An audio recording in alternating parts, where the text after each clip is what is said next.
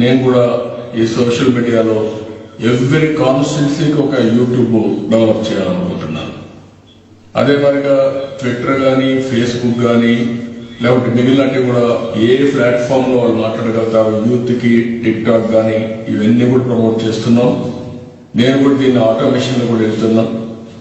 Platform to platform ఎట్లా distribution of information చేయాలి, evaluation చేయాలి కూడా పోతున్నాం. ఇంకోటి కంటెంట్ ప్రిపరేషన్ కూడా నాలకి కొన్ని ఆలోచించాను. ఆ విషయం కూడా మీకు షేర్ చేయాల్సిన అవసరం ఉంది.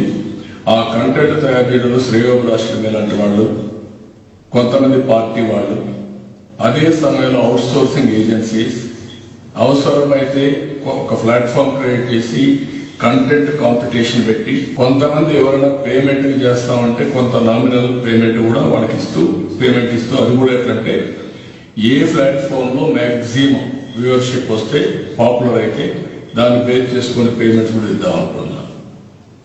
సో దట్ ఈ ప్లాట్ఫామ్ అనేది ఒక బలమైన ప్లాట్ఫామ్ గా తయారు చేస్తున్నాం. ఇవన్నీ కూడా మెజర్మెంట్స్ అని ఆటోమేటిక్ చేయడం కోసం కూడా ముందుకు పోతున్నాం. అలాంటి టెక్నాలజీస్ అన్ని కూడా సోషల్ మీడియాలో ఉపయోగించిపోతున్నాం. కాబట్టి మీరు కూడా మీ ఐడియాస్ అన్ని ఇవ్వండి, అందులో జాయిన్ అవ్వండి. ఇక్కడికి వచ్చేందుకు నేను పంపిస్తాను.